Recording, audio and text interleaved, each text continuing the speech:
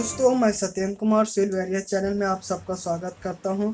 दोस्तों, हम civil branch के 4th सेमेस्टर के एक most important subject irrigation engineering start करेंगे।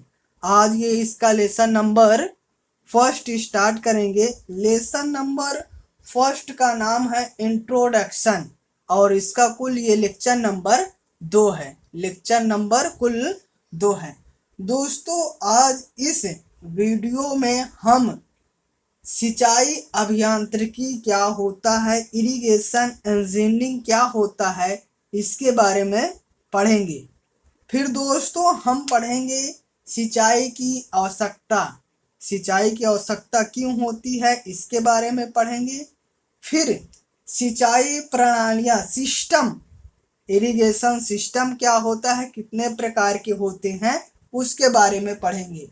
तो इरिगेशन सिस्टम, सिंचाई प्रणाली 2 प्रकार की होती है, प्राकृतिक सिंचाई और कृत्रिम सिंचाई। तो दोनों का हम विस्तार पूर्वक पढ़ेंगे।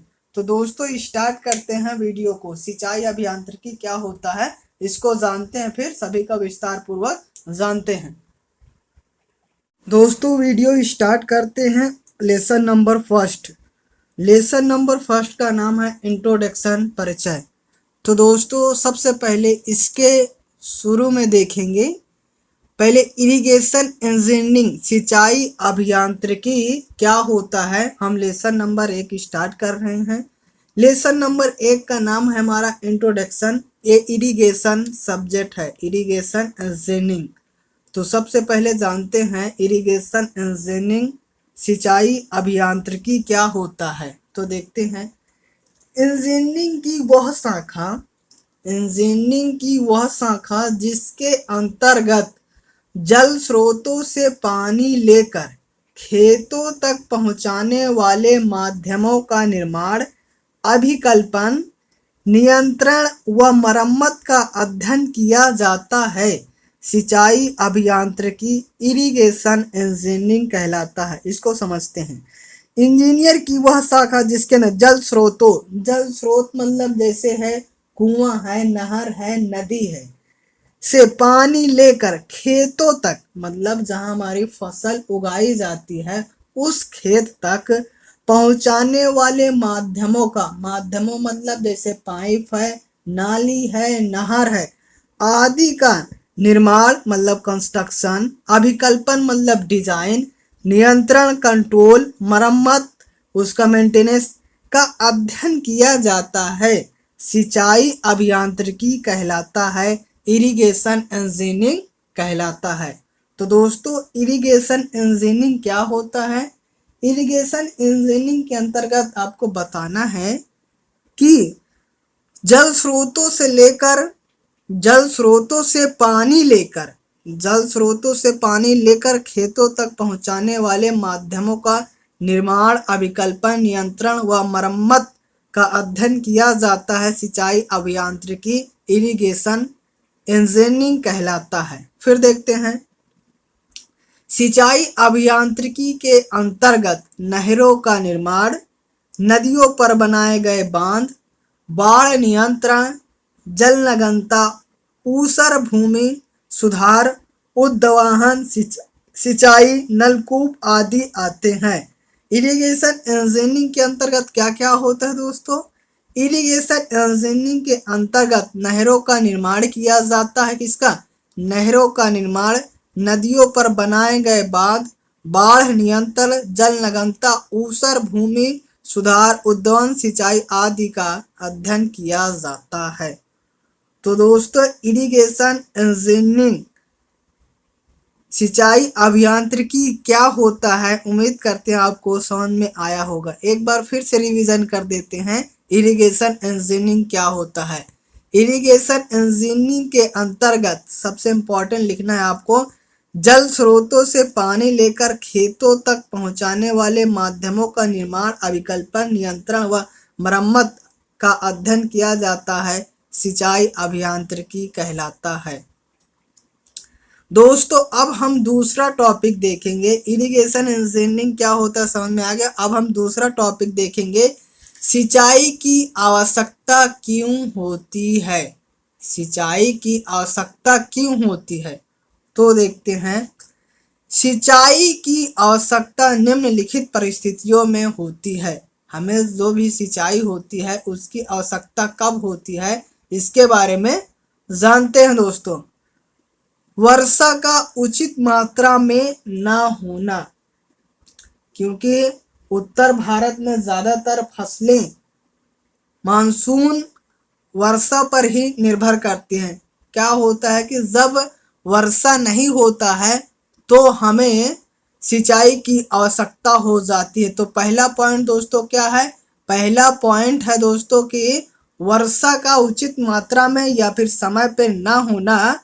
समय पे जब वर्षा नहीं होगी तो हमें फसलों को उगाने के लिए हमें सिंचाई की आवश्यकता हो पड़ती है। तो पहला है वर्षा का उचित मात्रा में ना होना। दूसरा है फसल की आवश्यकता के समय पानी का ना होना। जब हमारी फसल उगाई जाती है तब पानी नहीं बरसता है, तब भी हमें फसल को सींचने के लिए पानी की आवश्यकता होती है। तो फसल की आवश्यकता के समय पानी का न होना। फिर तीसरा है वर्षा का इतनी अधिक मात्रा में होना कि सिंचाई के लिए पानी रोका ना जा सके। कुछ इलाकों में होता है दोस्तों कि वर्षा अधिक मात्रा में हो जाती है, अर्थात बाढ़ आ जाती है, तब हम सिंचाई के लिए पानी रोक नहीं पाते हैं। तब भी हमें सिंचाई के लिए हमें दूसरे संसाधनों पर निर्भर होना पड़ता है, तब भी हमें सिंचाई करनी पड़ती है फसलों को उगाने के लिए।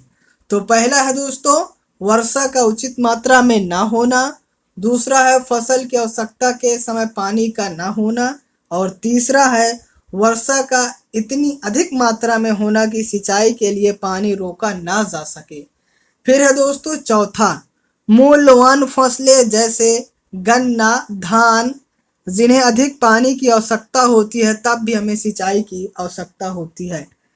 मूल्यवान फसलें जैसे गन्ना, धान और केला, एक ऐसे ही ये सब मूल्यवान फसलें हैं जो हमें अधिक से अधिक पानी की आवश्यकता होती है, क्योंकि इन्हें हमेशा पानी की लगभग आवश्यकता रहती है और वर्षा समय उस समय तो होती नहीं है, तब भी हमें फसलों को उगाने के लिए हमें सिंचाई की आवश्यकता होती है।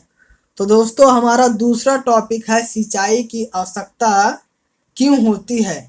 तो पहले सिंचाई की आवश्यकता में लिखेंगे वर्षा का उचित मात्रा में ना होना। दूसरा है फसल की आवश्यकता के समय पानी का ना होना। और तीसरा है वर्षा का इतनी अधिक मात्रा में होना कि सिंचाई के लिए पानी रोका ना जा सके। चौथा है मूल्यवान फसलें जैसे गन्ना, धान, जिन्हें अधिक पानी की आवश्यकता होती है तब भी हमें सिंचाई की आवश्यकता होती है। तो दोस्तों ये था हमारा दूसरा टॉपिक, सिंचाई की आवश्यकता क्यों होती है। दोस्तों अब हम तीसरा टॉपिक पढ़ेंगे, सिंचाई प्रणालियाँ, इरिगेशन सिस्टम क्या होता है इसके बारे में जानते हैं। हमने इस लेसन में दो टॉपिक जान चुके हैं, इरिगेशन इंजीनियरिंग क्या होती है, फिर हमें सिंचाई की आवश्यकता क्यों होती, नेसेसिटी ऑफ इरिगेशन। अब हम दोस्तों तीसरा टॉपिक जानेंगे, सिंचाई प्रणालियाँ, इरिगेशन सिस्टम क्या होता है इसके बारे में जानेंगे। तो फसलों की सिंचाई की दो प्रमुख प्रणालियां हैं, कौन कौन से हैं जानते हैं। पहले है प्राकृतिक सिंचाई, नेचुरल इरिगेशन। सिंचाई प्रणालियां दो प्रकार की होती हैं, कौन कौन से। सबसे पहला होता है प्राकृतिक सिंचाई, नेचुरल इरिगेशन, और दूसरा होता है कृत्रिम सिंचाई, आर्टिफिशियल इरिगेशन।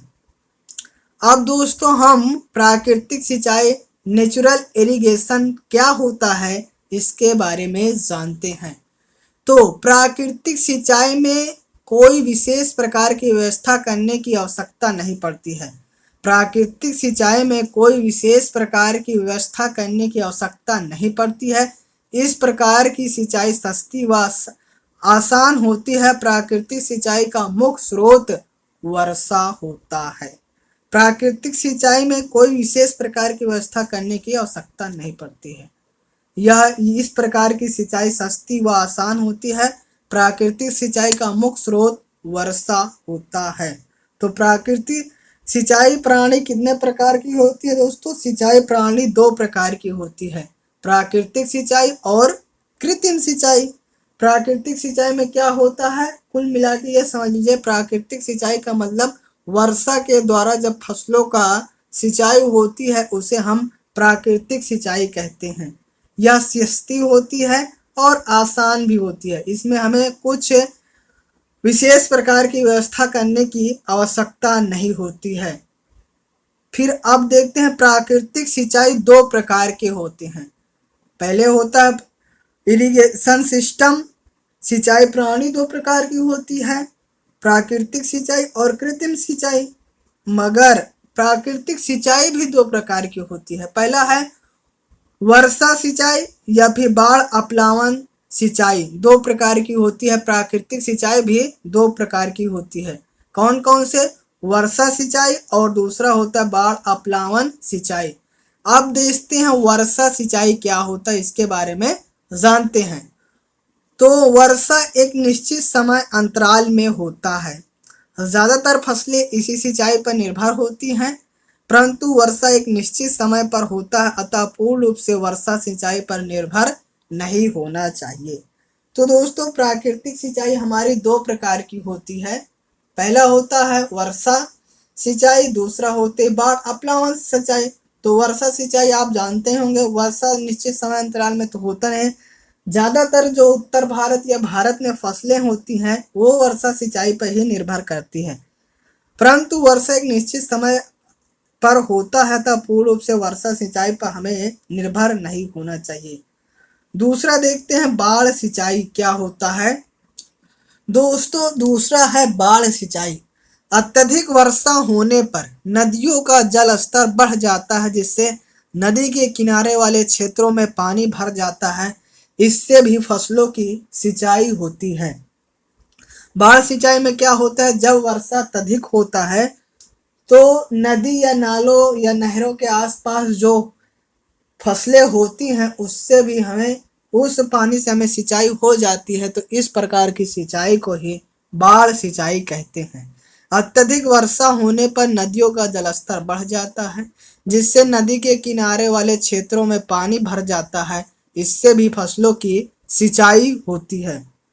तो दोस्तों, इस वीडियो में हमने पहले सिंचाई अभियांत्रिकी इरिगेशन इंजीनियरिंग क्या होता है इसके बारे में जाना, फिर सिंचाई की आवश्यकता इरिगेशन नेसेसरी ऑफ इरिगेशन, सिंचाई की आवश्यकता क्यों होती है, फिर सिंचाई प्रणाली क्या होती है, दो प्रकार की होती है, प्राकृतिक सिंचाई और कृत्रिम सिंचाई। तो प्राकृतिक सिंचाई दो प्रकार की होती है, पहला होता है वर्षा सिंचाई, दूसरा होता है बाढ़ सिंचाई। इस सब का हम विस्तार पूर्वक जान चुके हैं।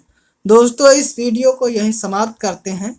यदि यह वीडियो आपको अच्छा लगा हो तो वीडियो को लाइक कर दीजिए और चैनल को सब्सक्राइब कर दीजिए और बेल आइकन के ऑल पर क्लिक कर दीजिए और दोस्तों में भी शेयर कर दीजिए।